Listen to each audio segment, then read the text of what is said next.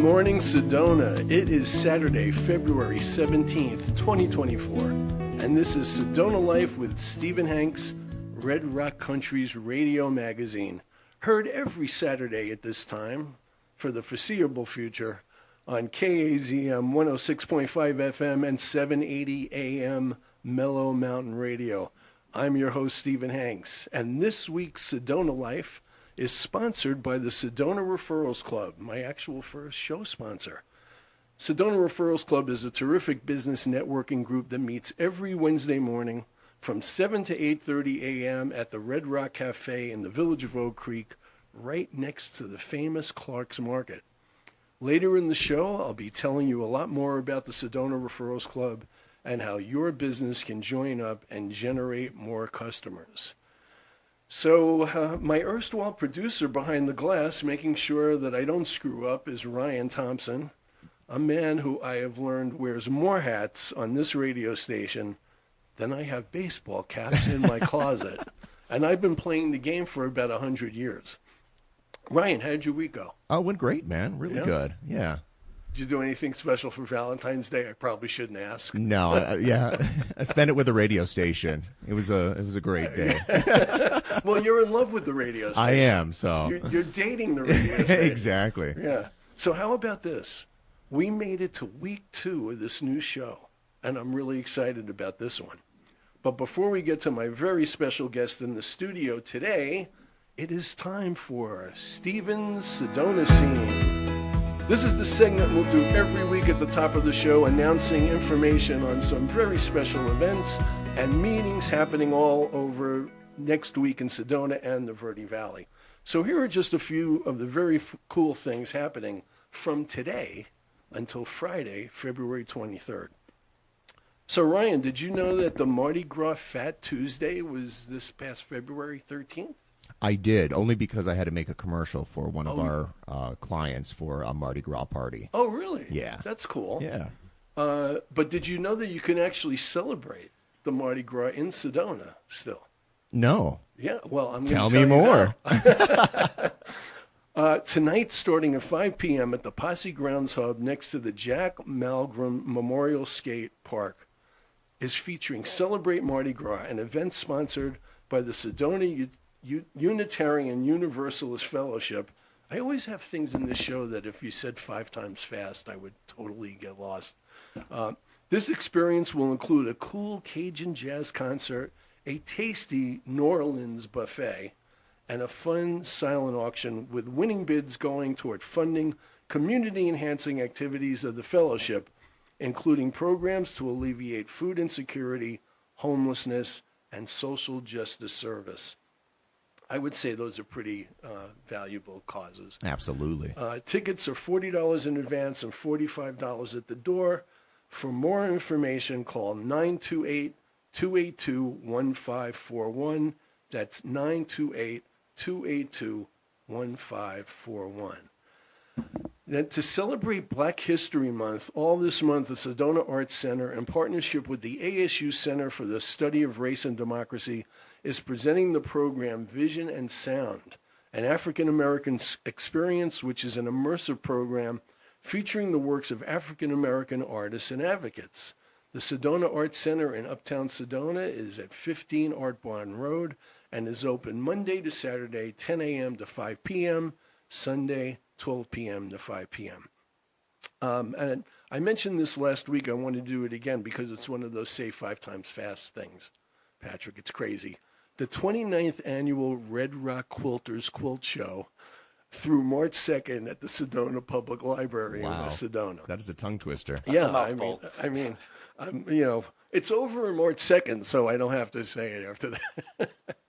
And of course, there are always terrific film programs happening at the Sedona International Film Festival on Route 89A.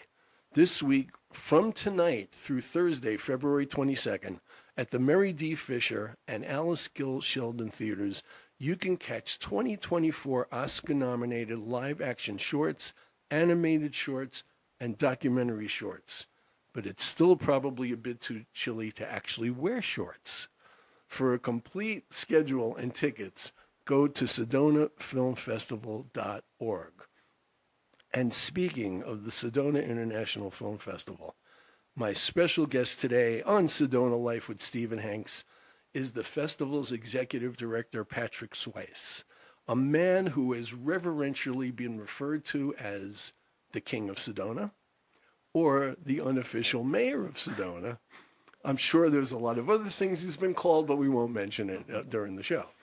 This is probably the most important time of the year for my guest, as he's the undisputed big macher of the film festival. That's my first use of Yiddish since I started the show. I like it, actually. Yeah. I'm honored.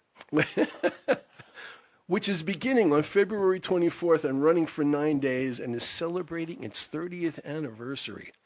Patrick, it's an absolute joy to have you on Sedona Life with Stephen Hanks. Thank you, Stephen. I'm honored to be here. I'm honored to be your, second guest? You made it to week 2. Congratulations. This is great. Actually, technically, you're my first guest because I think Chuck Helstein would agree with me since he owns the radio station. Okay, all right. It kind of doesn't count. I'm even more honored to be your first. Right. There we go. Chuck, don't fire me now. Exactly. I said that, right? Exactly. Okay, so Patrick and I have told this story a few times to people since I moved to Sedona in July of 2021, but I don't get tired of telling it. So go for it. I never get tired of hearing it, so go ahead. Absolutely. So as I said, I moved to Sedona at the end of July in 2021, and the last 10 years that I spent in New York, I spent my life in New York, I was very involved in the world of cabaret entertainment, the wacky, wonderful subculture of cabaret in New York. And so when I knew I was going to be moving to Sedona, I had this wild idea that perhaps I could get cabaret in Sedona on some levels, kind of bring a lot of my New York friends here to perform, all that kind of stuff, So I knew my first move was I had to go find out who the power players were in the entertainment scene here, find out where theaters were and what was going on, if there was any cabaret existing. So I talked to a couple of people, and Patrick's name came up as, since I said he's the mayor of Sedona. I went to see. Love that.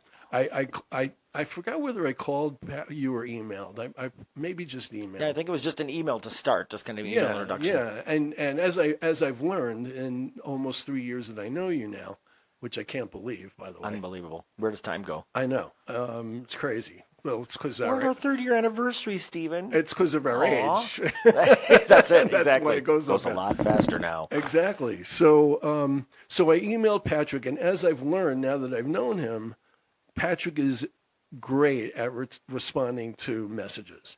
One of the things I love about you, because I'm that way, as you know. Yeah. So he immediately responded to me. He said, "Sure, come over. We'll have a chat." So I come in to meet him, and I give him my whole background and tell him what I've done in cabaret and why that I want to do this. I actually remember telling you in passing that I did my Don McLean tribute show in New York. Yeah, we covered a lot of topics that day. But yes, you're right. You mentioned that very quickly in passing that day. And I didn't mention it because I wanted to pitch a show. Right. But you immediately said, "Oh, you should do that show here." And exactly. Like, oh my God! Now I've got to start working on my vocals. Yeah, again. No pressure, and I'm still waiting for that show. By the way. By the way, my musical director Sean Harkness is going to be doing a show in Prescott at the end of March, and he's doing Cottonwood, Old Town Cottonwood. Over at the Old Town Center for the Arts? Yes. Oh, at the end of March. He's doing a night there. It seems appropriate then you should be doing your show here, but we digress. I know, which will probably happen a few times in the show. So anyway, so we had that conversation, and then I came back a second time, and in between those two visits, Patrick's wheels were obviously turning, because when I came back the second time, he said, "Stephen, I think I have a job for you." And I said, "Well, that's interesting. I mean, I wouldn't mind getting a gig here because I want to make a little money and be busy." And he said, "So we have this program for the film festival that we need somebody to sell advertising for." And I said, "Oh, let's take a look." And Patrick gets up out of his chair and goes to his file cabinet to get me a copy of the program. And while he's doing that, I immediately went into my snobbish New York publisher mode and was saying to myself, he is going to pull out some 16-page thing that they run off Right. on a machine. And he comes back with this 170 whatever page slick glossy program, and that has tons of advertising in it in addition to all the information. And he said, I would like you to sell ads for this, and we'll discuss commission. And my eyes bugged out, and I said, I think I could sell ads for this. Nice. And that's how it all started. It did. And we just finished our third cycle since I've gotten We here. did. And what Stephen's leaving out of the story, because he didn't know this initially, is in between the time you came to see me, we had some people that were helping us with ad sales. They were out of the area. It was getting cumbersome to have that relationship happen, unfortunately, for them and for us. And we were literally scratching our head going, who can we get to sell ads? Who can we get to sell ads? And like a light bulb went on over my head. I said, oh, my God, I've got a guy. Oh, I forgot the guy. Everybody wants to have a guy. I'm like, I've got a guy. He just came to my office. We just had a meeting. He's been in the publishing business. I've got a guy. That became the phrase in the office. And so Stephen came in and he's meeting everyone. I'm like, this is my guy. So I'm so glad I forgot the got a guy things because I could let you say it because I love when you do that. Yeah, it's really cool. So he's been my guy for 3 years. That doesn't sound weird at all. No. Speaking of pressure, now that I'm the guy, I have to continue ramping up the number of ads I get every year. Yes, you do. No pressure. I won't be the guy anymore. That's right. Exactly right. So, but I just love that story. And I got to tell everybody, look, almost everybody in Sedona who's lived here for any amount of time knows Patrick. They see him make his announcements before a lot of the film festival movies. Everybody knows what a great guy Patrick is and how amiable he is and how he's friends with everybody in town. I think you are. I mean, we don't talk about the ones I'm not. There's gossip I don't know about. Exactly. So he's just amazing, and I got to tell you, before we get into a lot of the specifics about what's going on at the festival, as somebody who's been in magazine publishing pretty much my whole adult life, and knows what it takes, especially working on small niche publications where I didn't have a big staff, and so I had to wear a lot of hats, right. like Ryan does. Exactly. I continue to be amazed at how many projects that you juggle simultaneously, especially when it's program season. I mean, thank you. I'm just, it's crazy. They always say when you want something done, give it to a busy person. Right. And you and I are a lot alike in that regard. Yeah. We're busy people, but we get things done. Right. And there are a lot of things. We're a small nonprofit. So I'm the program is a passion project for me. It's love for me. I worked, in the publishing industry for yearbook publishing, and then of course 12 years with my family here in the Red Rock News, who owns the Red Rock News. Right. So I got a lot of training there. So it works out really well, and it gives me more control over it when I can do it myself rather than having to give the information to somebody else. Mm-hmm. So it does kind of, and I've got an amazing team behind me, You do. present company included here. Thank Stephen, you. You sell a lot of ads and make our book look so good. Our program looks so good. But my team is wonderful, and they've been with me a long time. And so, Lori, our box office audience services manager, Reba, our operations manager, Bob, our business manager, our tech team is phenomenal, led by Brian Reinhardt. All of them make it easier for me to do what I do because I never have to worry about the things in those different areas. So it's really nice. So as long as you went on that track, why don't we stick with it? Sure. We'll change the order a little bit of what we were going to talk about, and just elaborate a little bit more about how this started for you, how the whole festival started and evolved. I mean, you've told this story in meetings at the festival when you've had potential donors in. Oh, absolutely, I mean, yeah. Right. Yeah, absolutely. It's a long story that I'll make as short as I possibly can.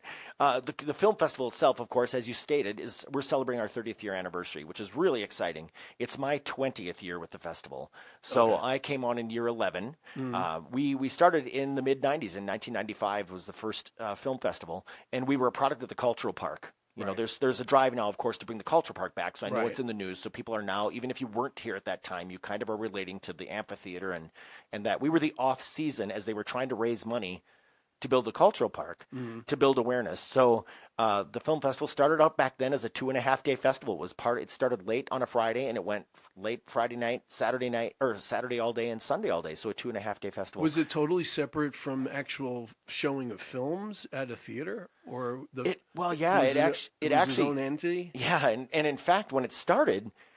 There was one theater in town, the Flicker Shack. Any of you locals who are listening who have been here a long time know that used to be the nostalgic old theater, the musty old theater. Mac Child owned it, and it was where, man, it was a single screen old theater that was beautiful, and it was the place where all Sedonans went. It was, I think, $1 or $2 movie night on Tuesdays, so that was always packed. That sounds like a film in itself. It is. It really is. Yeah. It's over where Whole Foods is, of course. It's on the end of that building. So it's of course been torn down long ago. But then a little theater called Sedona was. Well, actually, our first festival was only at the Flicker Shack, and then they built a makeshift theater in Poco Diablo Resort and the Sedona Arts Center. Oh wow! So there were 3 locations because there wasn't a megaplex. Harkins wasn't here yet. Right. And then within a couple years, Sedona opened, which is where Famous Pizza is here on the corner in West Sedona, and that was a 2-plex theater. So they expanded to the 2-plex and Flicker Shack, and then Harkins came in, and then they started using the theaters at Harkins. So fast forward then to 2000, the year 2000, the Cultural Park opened. And it was amazing for 3 seasons. It was mind-blowing, the acts that went through there. It was fantastic, absolutely wonderful. And then in the off-season, the film festival would happen. And how would they show films at the amphitheater? They didn't. We did it all at the locations. Oh, I see. Because again, we were the off-season thing that was happening. It was when it was too cold to perform. Outside, that's how we got our February dates. Got it.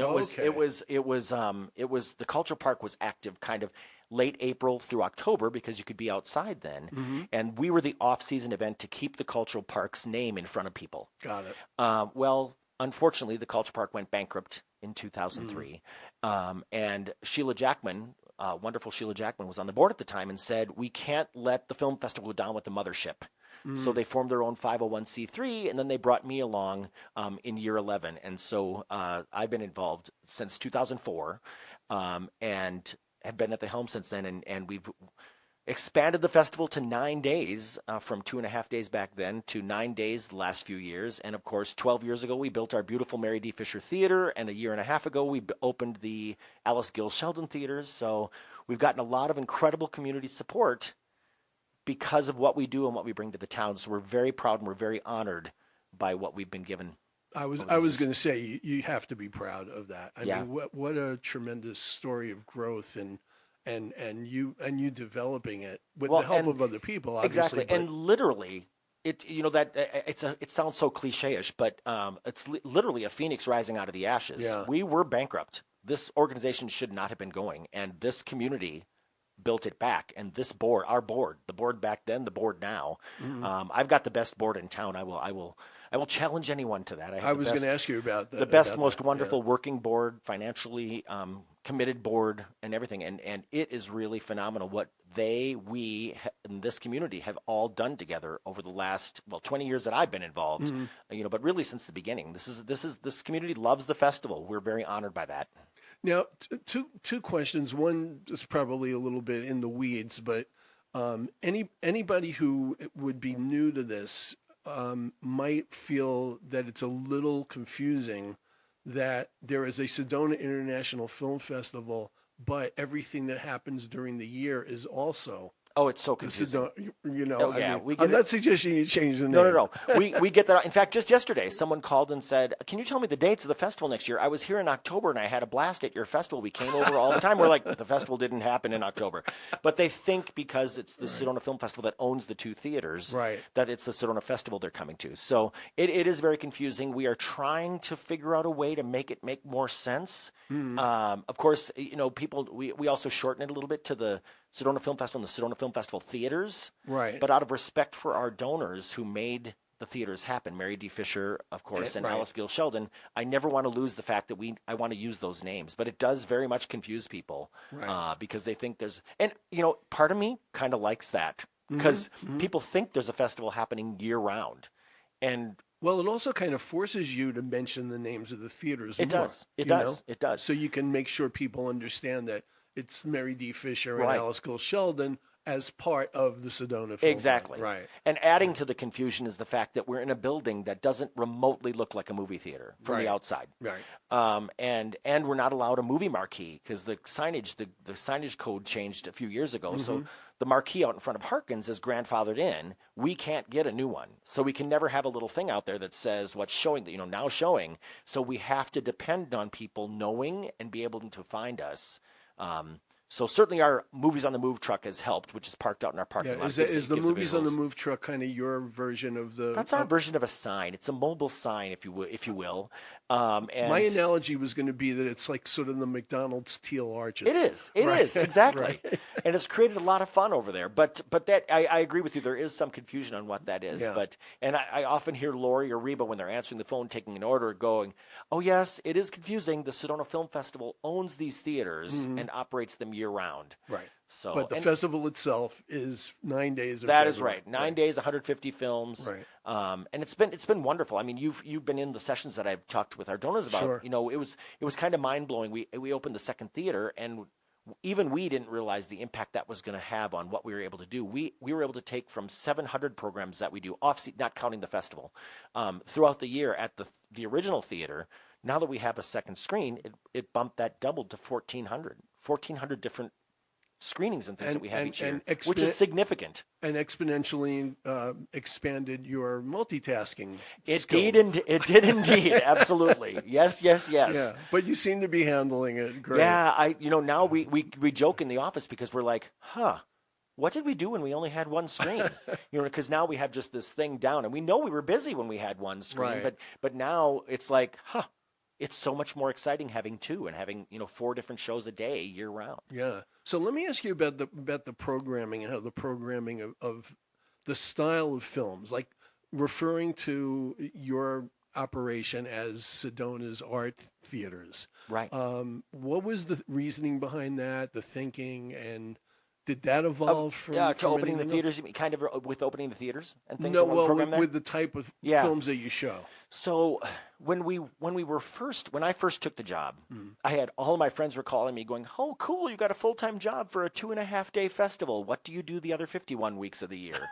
And so I talked to the board, and we decided to start just a couple months after I started. We started the Second Tuesday Cinema Series, and we rented Harkins Theater on the second Tuesday of every month. Right. And we would bring an independent film in, and if we could, we'd fly the filmmaker in. They'd come and do a Q&A. It was a way to keep our image out there throughout the whole year. And we started a membership program, but how do you really sell a membership program for a 2.5-day festival? You had to be doing other things where members got benefits. So that's how we started it. And the first couple months, I was literally, this is no joke, I was outside of Harkins just handing people free tickets because no one knew what this was. So we're like, come to the show. And all of a sudden, within 3 or 4 months, it kind of got legs and took off. And suddenly we filled a medium-sized theater, and we bumped up to the next size theater, and then we sold that out, and then we started doing 2 shows at 4 and 7, and then we started doing, people liked it so much, we decided to do multi-week things. We do a 4-week Sundance series, or a 4-week foreign film series, where you're always on a Tuesday, and suddenly within 5 or 6 years, we realized we were renting Harkins 45 of the 52 Tuesdays of the year, almost year-round, and we thought, maybe there's an opportunity for our own theaters. So this community really drives what we program because we are committed to being, getting back to your original question, we're committed to being an art house theater showing independent films from around the world. We are not showing the Hollywood blockbusters. Right. That is Harkins. There's a market for that. That's what they do. And it's right across the street. We are not competitors to them. It is they will continue and should. All the Hollywood blockbusters, the big first-run films. We are art house theaters, foreign films, all those kind of things. Documentaries, exactly. Yeah. And it's really been wonderful to see that the community has latched on to that difference and really knows they can come over for some substantive things at our theater that are not the Hollywood usual, knock them down, shoot them up, lots of CGI, visuals and things. there's some really wonderful, heartfelt films. And so once we opened the theaters, we also realized we can be the hub of activity we can be the place where the National Theatre of London can show on screen, Shakespeare productions from all over the world, ballet live at the Met. Live at the Met, the Met Live Opera, Right. sponsored by your wife. Yeah, exactly. By B. Hanks. I contributed to that, but I told her I didn't need my name I was on saying, it. This is all about B, my friend. That's right. That's right. Who we call the woman warrior on this show. Oh, I like that. I like that a lot. The woman warrior.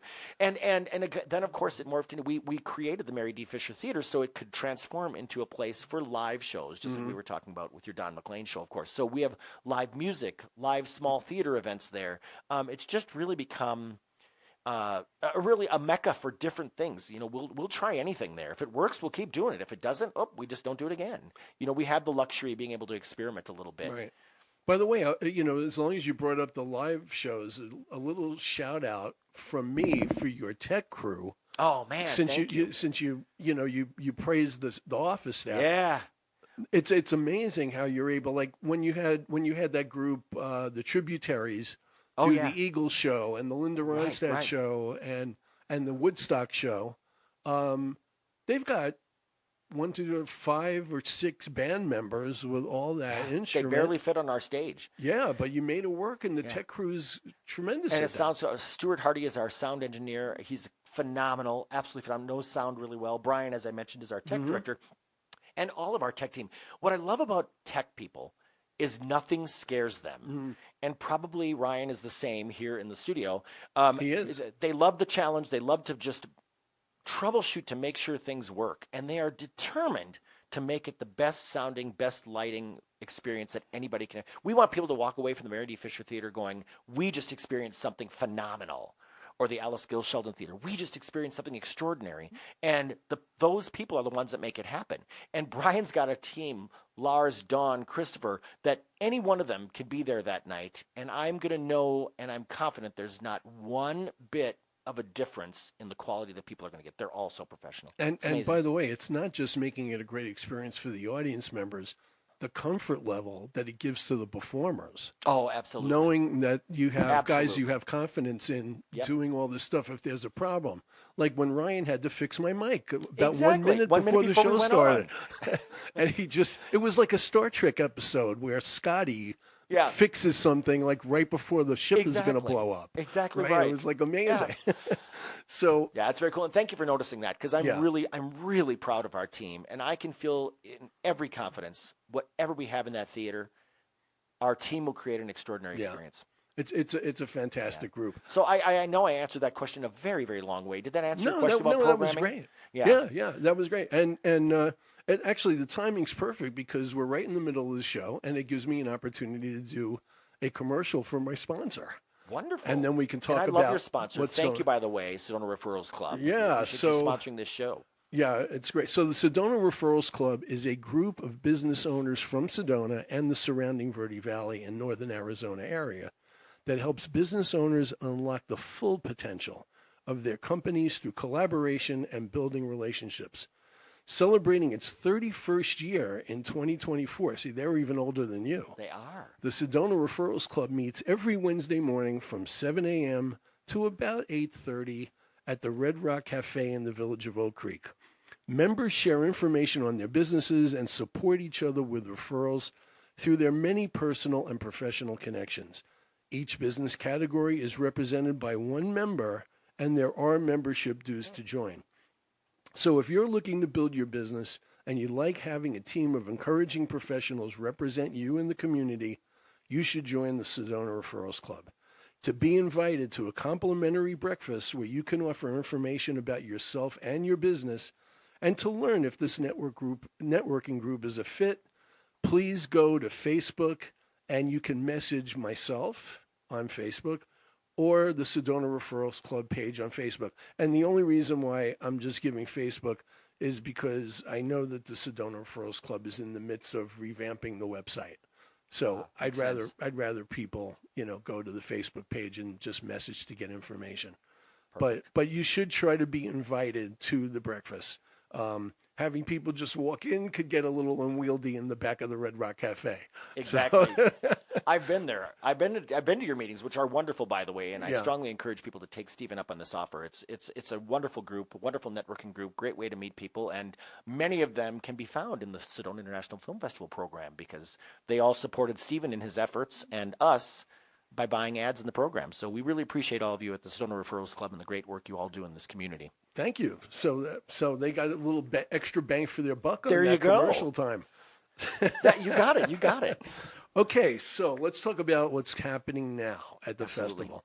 So first, I mentioned the film short program. Yeah. That's sort of like the precursor to the big kahuna Right. of the festival itself. So tell us a little bit about what you're showing there. It's fun when this ends up timing-wise because they keep moving the Oscars around. They keep moving the Academy Awards night around. And, this year it falls on March 10th, which is a week after our festival closes, after we're done with our closing night.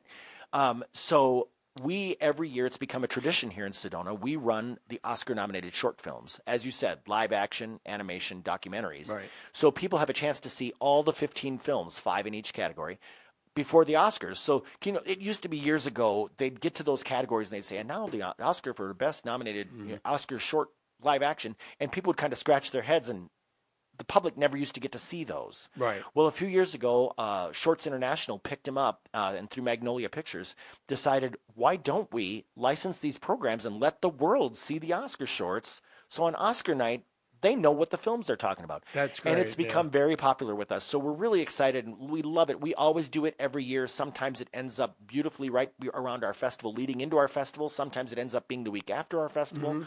But we're always committed to bringing the Oscar-nominated short films, and it's very exciting. And we actually have one of the Oscar-nominated documentaries. That's a hard thing to say fast, too. In the documentary category, that's actually in our film festival, which is wonderful. So you'll get a chance to see him either at the film festival or before. I was going to ask you that. I'm glad Yeah. you brought that up. Yeah. Yeah. So definitely come and check them out. We got a rotating schedule. We are only kind of watch the website this week because mostly they're afternoon shows. The one thing that as we lead into the film festival, the one thing that people love about volunteering for us, because we have about 140 volunteers that make this festival happen, is we shut down the theaters for 4 nights the week before the festival and show private screenings to our volunteers of some of the festival films coming up. It's a perk for them because they're working the festival and they can't often see the films. So That's a great idea. we pick 4 programs in documentary and 4 programs in narrative and a couple of shorts programs, and we show them to our volunteers. So if you're looking at our schedule, if you go on SedonaFilmFestival.org and look for the Oscar Shorts schedule, you're just going to notice that there are not any evening films scheduled this week. Starting tomorrow through Wednesday, they come back again on Thursday night. But that's the reason why. But we're so excited about the Oscar Shorts, and thanks for bringing that up because it's so important that our community knows about them and comes out to check them out before the Oscars. Well, and it's all happening this coming week. So, yeah, and it's a great lead-in. Like you said, it's a Yeah. great lead-in to our festival. Absolutely. We couldn't ask for a better ramp-up. So what's the difference between, you have documentary shorts in the festival.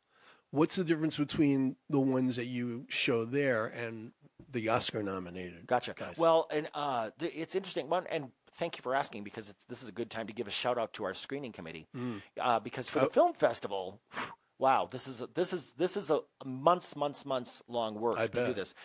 We get 1,500 films right around there in for consideration for the film festival. And we have to weed them down to the 150 that'll show at the festival. So really only 1 out of every 10 films gets selected. And we have different teams. So there's a documentary team, and they pick the doc shorts and the narrative doc, or the feature-length docs. And we have a shorts team that does the narrative shorts. And then we have the narrative features team that does all the dramas, comedies, those kind of things. Right. And every film has to be seen by at least 3 people, plus the heads of the committees, and it's a rigorous process. It gets down to those last meetings, and we're all fighting for our favorite films to keep them in the lineup, and then we have to make a group decision on which ones stay. So that's the difference. Is for example, with the documentary shorts, the documentary shorts that we're featuring in our film festival are ones that have been submitted or scouted. Jerry and Antigone, who lead our doc team, go out and actively scout and look for award-winning docs from around the world and that kind of thing, and put them into the mix and consider those too. So we get documentaries. Many of these have been submitted for consideration for the Oscars. Right. You know, they don't all make the cut, obviously. And so we have a really good selection of them from around the world in all of the categories. Yeah. How many people do you have on these committees that judge the films? There's about 25. There's about 8 or 9 on each, 7, 8, 9 on each committee. And then plus the heads of the committee. And how do they get on the committee? Like, what's their background in well, that's the beautiful thing is we don't, unlike some of the festivals around the country, we don't have just film professionals on our committees. Right. Because when you come to the Sedona Film Festival, you're going to notice our audience is a mix. There's retirees, there's housewives, there's lawyers, there's doctors, there's professional men, professional women, all those kind of things. It's a mixture. So we want our film selection committees to reflect that as well. Because we know that's our audience. So we have people on our film selection committees. Some have been in the industry, most haven't been. Some are retired. Some are not. Some are still working. I'm sure they're all terrific film buffs. Yeah, so the commonality of them is they love film. Right. But they all come from all different walks of life, and that's what we want. That's what we want to experience because that's what our audience is. Because some films, as you know, play really well to industry people. Some play really well to the mix of audience members like we have. So we try to find that wonderful sweet spot. Is 150 the number you always hit? Like not counting the pandemic, I guess. It's ironically it ends up that way almost every year. Sometimes it'll be 148, sometimes it'll be 154. Okay. That seems to be kind of the median right there. And I think it's based really on the number of time spots we have. For the festival we show films all 9 days, of course, at our Mary D. Fisher Theater and our Alice Gill Sheldon Theater. Then we rent the 2 big theaters over at Harkins, 1 and 2. And then our big events and our special events and celebrity events type things go to the Sedona Performing Arts Center. So those 5 venues and then the screening times during the day kind of dictate how many films we're able to show. Where that changes is the shorts programs, because if shorts are a little longer this particular year, we show less of them to meet the time constraints. If there are a lot of short 5-minute, 10-minute films, we put more shorts in to make up that block. So, but for some, I don't know how this magical science ends up. It's always right around 150 films every single year. And what about audience numbers? Like in the best year, and maybe this will be the best year, we hope. Yeah. What would be the best year in terms of numbers, and out of that number, what's the breakdown of tourists and locals? Thank you for asking. We good years, right before the pandemic, we had our just a record year. I mean, it was just phenomenal. It was around 11,500 to 12,000 people. Wow. Over the course of the 9 days. Now, some of them are local, so I'll explain that in a bit. But generally speaking, on a good year, we hit 10,000. And that's more than the population of Sedona. It's huge. And the reason is we're very lucky. We bookend 2 different weekends. So a lot of people do come for the whole, if they're visitors. Right. They'll come for the whole festival. They'll block their timeshare or whatever and come, or book their hotel the year before to make sure that they're there for the festival the next year. But we also get those that can only come in the beginning for 4 or 5 days, then another batch that comes in for the end of the festival for 4 or 5 days. That makes sense. All around that, we are supported by our locals. We get about 4,000 to 4,500 locals that rigorously and religiously support us and come every year. We are probably the strongest local supported organization and event. We're the biggest event in Sedona. We're very proud of that, and built that way because of our community. So we get a lot of support from this local community, but adding community members and the visitors that come beginning weekend, ending weekend, and those that stay the whole time, a good year for us is 10,000. Wow, that's great. A phenomenal year is right before the pandemic. So we are eking our way back up to that. Again, as you know, it took a while to get people comfortable coming back to theaters, coming back to events that have a lot of people at. And we're there. I mean, last year we were just on that cusp. Man, it was feeling good. And this year we're noticing our ticket sales and our pass packages sales are ahead of last year projection already, where we were last year at this point. So we're feeling pretty confident this is going to be a good year. That's great. So let's talk about some specifics. Sure. So you brought up the Sedona Performing Arts Center. The reason why I wanted to jump to that is I'll mention just a couple of events that like jumped out at me when I saw the schedule. Sure. And you probably have others you want to mention. One of them is the Grease sing along. Oh man, which I thought was really really cute because I've actually done a Sound of Music sing along in New York. Oh, years ago. We did that in the theater. Did it's you? really fun. Did everybody boo the Baroness? Oh, of course. Yeah. And we got the little gift bags that you hand out for the props and all that kind of stuff. Exactly. And we made the mistake of giving whistles though, because when Captain Von Trapp whistles for his kids, of course, all the adults and the kids in the audience just wanted to play with their whistles the rest of the time. So if we ever do the Sound of Music sing along again, the whistles will be left out of the gift bags. Now, for Grease, are you expecting people to show up in costume? We hope so. We're encouraging that. It is not required by any means, but we're encouraging that, and we want it to. Reba, our operations manager and our volunteer coordinator, actually, she has her training in about an hour. She's going to have all of the volunteers, no matter where they are that day, whether it's Harkins, our theaters, or over the Performing Arts Center, all dress Grease the whole day. Because so there'll be a lot of pink ladies. There'll be a lot of pink ladies. Yeah. And it's really cool. So we're super excited about it. We're very, very fortunate that Jerry Hartleben, our director, one of our directors of the documentary programs, went to college, graduated at USC with Randall Kleiser, the director of Grease. Oh, wow. So he put me in touch with Randall. Randall was honored and thrilled to come out, and I said, hey, we not only want to do the Grease sing-along version. Are you okay with that? Because, as a director, some might not want to be that cheesy. Yeah. He goes, no, I love coming to Grease. I love doing Grease sing-alongs. So he's going to be there. We're encouraging the audience to come in costume. It's going to be so fun to have hundreds of people singing along to Grease and all the phenomenal, iconic music that's in there. And this was Randall's first film. He had done some TV work and stuff. This was his first big film. Where do you go after the success of Grease? And he did. He has multiple films to his credit and is still a working director today. So he's coming out. We're going to have a fun time singing along, and then we're going to do a Q&A with him. And he's actually bringing a presentation he's going to do during the Q&A of behind-the-scenes photos and stories from the making of Grease. Wow. And he has some wonderful ones. And this is the coolest part of the whole night. I just love this.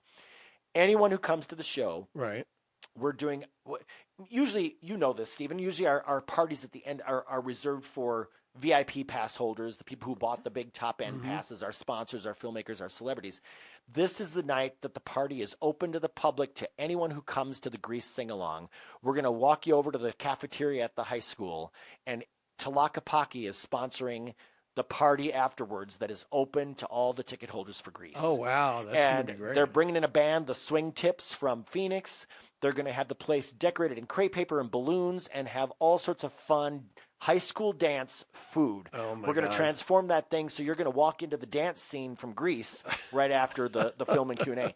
And it's all put together by Talakapaki. I can't thank Wendy Littman enough for sponsoring that. It's just amazing. It's going to be amazing. Do you think there's going to be a certain amount of emotion attached to this because Olivia Newton-John recently passed? I really do. I think it's really nostalgic. We just had last year at the film festival, and we brought it back a month ago for running the theater, the Karen Carpenter documentary. Oh, Karen right, Carpenter, which Starving is for amazing. Perfection. Yeah. And they had one of the last public interviews with Olivia Newton-John in that film because she was friends. She was best friends with Karen Carpenter.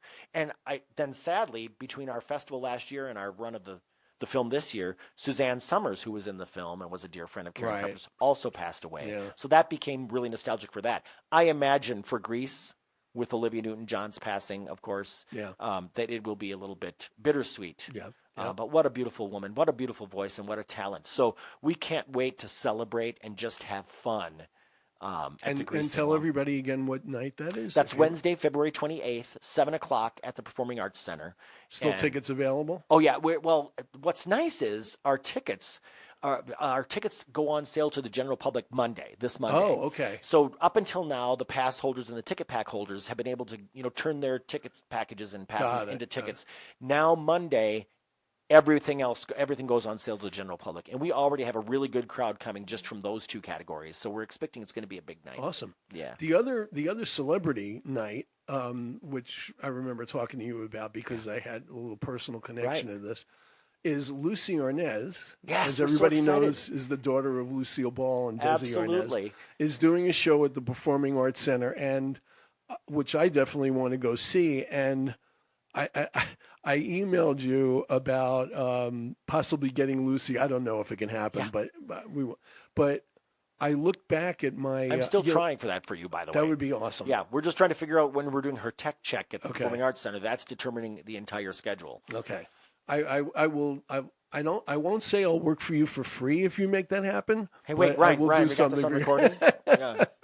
Yes, we do. Thank you very much. Yes, you can edit the "I won't say I" and just put "I'll work for you for free." But so when I was in cabaret in New York, and I started out as a reviewer, and I reviewed shows for about 4 years before I transitioned into promoting performers and producing shows. And I went, did I review Lucy Arnaz? I was trying to go through my memory bank. So I actually had to do a Google search of my own stuff. Oh, that's funny. And I put Did you find out? Stephen Hanks and Lucy Arnaz review. And sure enough, I reviewed her for BroadwayWorld.com when she did a cabaret show at the Cafe Carlisle in 2014. Oh, wow. And then I started, but I didn't even remember if I gave her a positive review or not.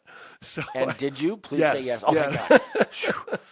Otherwise, we'll edit that out. I always tried to be fair. I mean, I've found a couple of things that were a little funky, but it was a great show, and she's terrific personality. Yeah. And she also did her Broadway show with Robert Klein, who's one of my favorite comedians of all time. They're playing our song. Oh, wow. Years and years yes, ago. Yes. Yeah. Which she'll probably talk about in the show. She is. She covers everything from her, with the jazz singer with Neil Diamond, and of course her. Oh, right, she was in that. 30 Rotten Scoundrels and things on Broadway. And her show is called "I Got the Job: Songs from My Musical Past." That's great. So she actually touches on all of those aspects of the famous people she's gotten to work with, the shows she's been in, of course her famous parents, and does her whole musical tribute. It's about 90 straight minutes of incredible Lucy Arnaz. And we were so lucky. We a mutual friend of our festival who's had several films in our festival and has come several times, Danny Guerrero, out of Palm Springs. He is connected to everyone, and Lucy Arnaz lives in Palm Springs. They're very, very dear personal friends. And he actually contacted her and said, "Lucy, the Sedona Film Festival is phenomenal. I think your show would go over really well there. And the director is really a wonderful guy." I'm like, "Oh, thank you." And he put us together, and she's been delightful. And her manager and her assistant have been wonderful. And we just lucked out. Sometimes the stars are aligned. Mm-hmm. But 2 days after our festival, she performs at the Musical Instrument Museum in Phoenix. Oh, wow. A two-night performance package. So we were able to loop her on to the tour and get her to perform here in Sedona before she goes down there. Did she already have that booked when you? Yeah, she had it booked, and I believe the tickets were sold out down there already. Oh, wow. She had that arranged for months. I didn't even realize that. I was just reaching out to her, and I said, we're flexible. You can perform anytime during our festival. We'll make it happen. And her assistant said, "Well, she happens to be in Phoenix on March 5th and 6th. That's the way to do it. So we just dovetailed it on there. So it's really exciting. So we're thrilled. And her show's on March 2nd. Her show is Saturday, March 2nd, 7 o'clock at the Performing Arts Center. I will be there. Good. And so it's so exciting. We've got a lot of really cool things. And so tell us a little bit more about the celebs and what you think the highlights are going to be. I know it's hard to pick one of your children. Hard to pick. It's hard to pick one. Yeah, it's like asking your favorite child. But it's also hard. And I want to take this opportunity as well it's hard programming where the different shows go because we have such a difference in the theater sizes. Right. So we have a 43-seat theater, which is our Alice Gill Sheldon Theater, which is beautiful and intimate. And we have our 99-seat Mary Fisher Theater, and then 145 and 245, respectively, over at Harkins. Then, of course, the gargantuan 750-seat Performing Arts Center. So I want everyone to know that just because a film is playing in the smaller theaters doesn't make it any less of a film. Right. We just have to put them somewhere because that's what we're dealing with. And so we have some phenomenal shows in the Alice Gill Sheldon Theater that are already sold out. And in fact, most of the shows in the Alice Gill Sheldon Theater are already sold out because it's 43 seats and it's nice and intimate. So don't let the size of the theater indicate what type of show we have. Right. Of course, all of our big shows, and by big I mean where we're expecting larger crowds, go to the Performing Arts Center. And like Lucy Arnaz, of course, like the Grease Sing-Along event.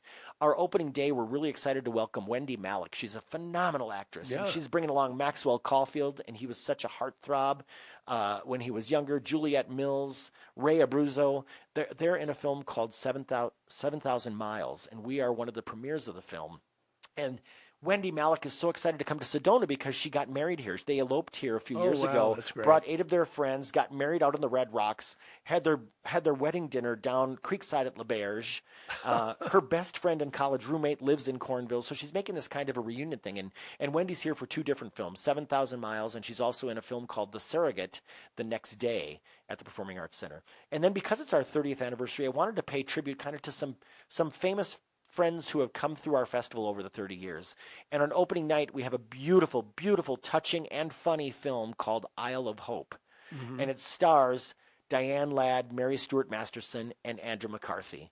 And all Great three cast. of them have been to our festival, have been honored here. Andrew McCarthy was my very first celebrity guest at my first festival in 2005. He and Ed Asner were the 2 celebs we brought in. Again, at that point, it was still like a 2.5-day festival, so it was very quick.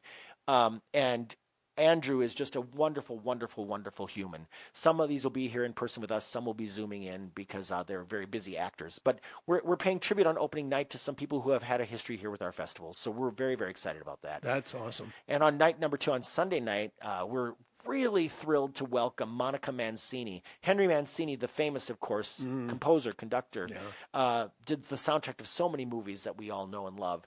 He would be, if he was still alive, he'd be turning 100 in April. So we're doing a tribute, Henry Mancini at 100, and his daughter, multi-Grammy nominee Monica Mancini, and her husband, Greg Field, who's won multi-Grammys and Emmys himself. They're coming in to do the tribute show to her father. So they're gonna take you behind the scenes on what her father was thinking when he wrote the music for the Pink Panther and Moon River and all those wonderful iconic songs, and take you behind the scenes of what he was thinking and what he was doing. They're going to show clips from the film, and then they're going to perform live the music that her father made so I was famous. just going to ask you if there's going to be live performance. So it's a really wonderful mixture That's of great. film, media, live performance. They're delightful people, and it's a wonderful, wonderful show. And then on Monday, the 26th, we're at 7 o'clock at the Performing Arts Center. We're really thrilled to be the world premiere for Chicago Live 2024. It's a 2-hour concert film of the band Chicago, just filmed in this last year. No one has seen this film Where yet. did they do this concert? They filmed at multiple locations. They had to make sure the okay. boys were wearing the same outfit, so it looked like one continuous concert. And Sedona, of course, is home to Lee Loughnane, the founding trumpet player of Chicago, and he's been with the band all 50-plus years. He lives here in Sedona. He's thrilled we're premiering this film. Their concert that they did for us in 2016 remains the biggest event we've ever done for the film festival. And so we've shown a couple of their documentaries since then, and Lee is a wonderful, not only is he a talented musician, he's a wonderful human being and just a great guy. So he's going to be here to host the show, and we're going to do a Q&A with Lee and with Peter Pardini, the director of the film, after the show. So I have a question to ask you about this. Does anybody really know what time it is? Exactly. 25 or 6 to 4. I'm one of Yeah. So when is that? What night is That's that? Monday night, the 26th, and it's just going to rock the house. So tickets are flying out of the office already, just with our ticket pack holders and our pass holders, because it's just going to be. It is a rocket, literally. I mean, it sounds like a cliche. It's a rockin' good time. It is in high definition. They mix. Chicago's sound studio is here in Sedona. Tim Jessup runs it, and they do all of their sound mixing for all of their albums, their new things and things that they put out, and this film. It's all mixed right here at their sound studio in Sedona. So there's a really wonderful connection. So that's why we're thrilled to do it on our 30th year, bring back something that's been such a wonderful part of our history. Do you have any idea if Chicago's original band is still together, or you wouldn't know that? There are 3 original band members still in the band, okay. and Lee Loughnane is one of them. Yeah. And they're just phenomenal. Think about that. I mean, over 50 years. Well, band. And the music we grew up with. with. And they never broke up. Yes, they've Right. gone through different lead singers, and Peter Cetera and all this kind of stuff, and who replaced the original. All of these people, 50 some years later, the band is still together, and that's unheard of. Yeah, and I hate to bring this up because it's just going to at least age me, right? And you may feel the same way, but there are so many bands from the period we grew up listening to music that are celebrating 50 years together if they're still around. I mean, if the solo the ones that are artists. still right, exactly. Elton John, Billy Joel, Joni Mitchell was just on the Oscars playing. I know, wasn't that? I mean, on the Grammys. That was so nostalgic. Grammys, that was so nostalgic. Yeah. Yes. So it's I guess it keeps you young if these people still continue to play. Yeah, exactly. Right? And they still got it. They still got it. And then on Thursday night of the festival, Leap Year, which is, I think, so funny and ironic and wonderful and fitting for this film because he's crazy and he's crazy wonderful, and I love him. Robert Shields, one half of the mime duo Shields and Yarnell, who lives here in the Verde Valley. He lives in Cottonwood and has been around many, many, many years. We have a premiere of his brand new film, Robert Shields, My Life as a Robot. And it's going to be wonderful. He's going to be there in person. We are the first film festival to show the film. Mark Bond and Christine Bond, the directors, have had films in our festival before, and they've been working on this film for probably 10 years. And we're the premiere of it. Tony Orlando is going to zoom in and be part of the Q&A. He's a dear friend of Robert's. We couldn't get him here in person because he has concert gigs the night before and the night after, and it just couldn't work to fly him in and out and make sure he got to his concerts. But he loves Robert so much, and he really launched their career. He was the one that took them from the streets of San Francisco performing as mimes to his opening act in Las Vegas. And they addressed this in the film, that he's really responsible for launching Shields and Yarnell. So we're very excited about that. And then finally, at the very end of the festival, we're giving Sedona a gift. And we're doing a free concert out at the Performing Arts Center on Sunday, March 3rd at 7 o'clock. So we're not doing any closing night films. We're having everybody come out to the Performing Arts Center for a free concert by the Waters Band. And they are from Austin, Texas, but the two leads are born and raised Sedona natives. Daniel Waters and Jenna Cunningham were born and raised here in Sedona, went to Sedona Red Rock High, graduated here, went to Austin, formed a band, and they're coming back to perform a free concert as our way of saying thank you to the community for 30 incredible years. So all the tickets are free. You can get those now. We made those available right away. You're getting free tickets. It's general admission, but we got to know how many people are coming to the party. So log on to SedonaFilmFestival.org. Get your free tickets to the Waters concert right now because that baby's going to be sold out, and it's going to be a really phenomenal time. That's great. So on Monday, March 4th, do you start planning next year's festival? We kind of do it away. We crash. So you give yourself a day or two. If you all really want to have some fun, come to the office on Monday, March 4th, because we do close the theater for a few days just so we can recover. Right. But it is pajama day in our office on Monday, March 4th. So we all come in our pajamas. So it's not just Red Rock High School that has pajama It's not just days. Red Rock High School. We adults get in our pajamas. So it's very fun. That's awesome. Patrick, it sounds like it's going to be, well, it's amazing every year, at least from my experience, and this is going to be my third one. I'm sure it's going to be a tremendous event, and like it always is, you do a fantastic job. Thank you. We're really excited about it. We're really excited to thank the community, because it's because of this community and our sponsors and donors and supporters that we're here 30 years later. Right. And speaking of sponsors, you just gave me a great segue to give my sponsor today another shout out. The Sedona Referrals Club, which is a networking group that meets every Wednesday morning at the Red Rock Cafe in the village of Oak Creek. As I said earlier, you can message me on Facebook. You can message me, or the group has a Facebook page, so you can find out more information about how you can come to a complimentary breakfast.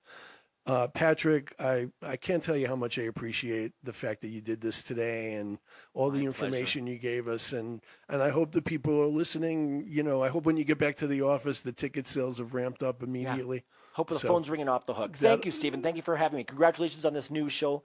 Thank you for the Sedona Referrals Club for sponsoring this. It's a great organization. You're great. We appreciate having you on the team and here. It's a mutual admiration There you society. go, baby. So once again, I want to thank everybody for listening. Next week, our guest in the studio will be board members of the Sedona Referrals Club. How's that for a segue? And by the way, they did not get to be guests because they sponsored. I just want to make that clear. So I want to thank Ryan Thompson in the booth and all of you out there for listening, and we'll talk to you next week. Thank you so much. On the road to Sedona.